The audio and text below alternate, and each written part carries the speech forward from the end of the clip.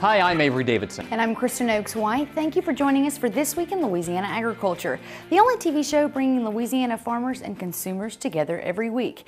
And what a week it's been for our farmers, especially weather-wise. Oh, weather-wise, it's been absolutely crazy. The National Weather Service confirms 5 tornado touchdowns in Louisiana on Monday, with 2 of them in Assumption Parish. That only adds to Louisiana farmers' weather woes, as some areas of the state have seen more than 1.5 feet of rain just this month. All of this combined has Commissioner of Agriculture and Forestry Dr. Mike Strain considering a disaster declaration.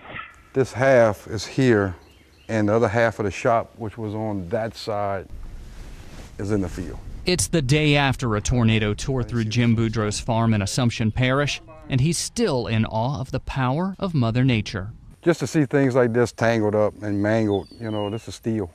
You know, it's like nothing. You know, it's just like it was played with. The pile of mangled tin, steel, and concrete you see in Boudreau's cane field is more than 100 yards away from the holes left where it was anchored to the ground. What did not fly away slammed into 2 of Boudreau's tractors. Here you can see the seat and steering wheel exposed to the elements. No cab left. Boudreau says an assessor with John Deere says each is a total loss.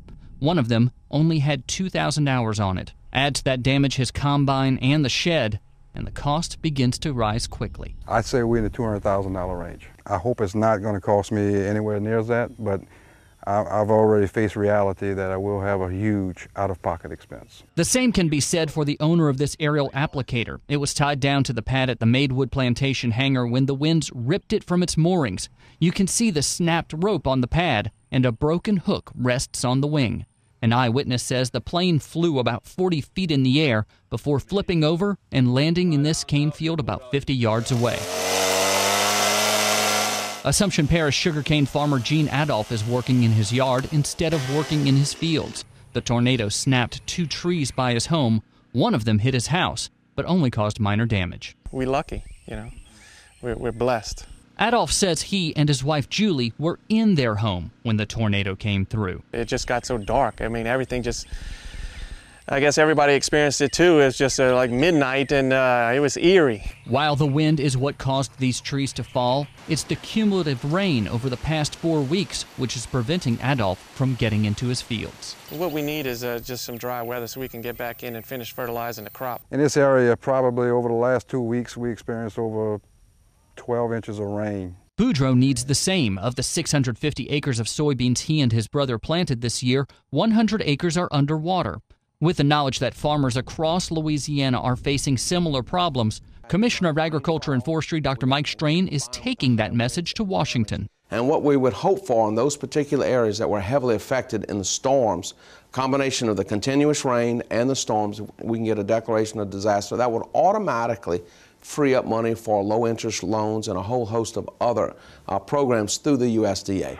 Obviously, the weather event on April 27th is not the only one farmers are still dealing with. Kristen, take a look at this. Darren Chapman in Delhi sent me these pictures of his corn after a hailstorm on April 22nd. Now, Chapman tells me 88 acres of his corn looks just like this, and still does, because he hasn't had any sunshine or any dry days.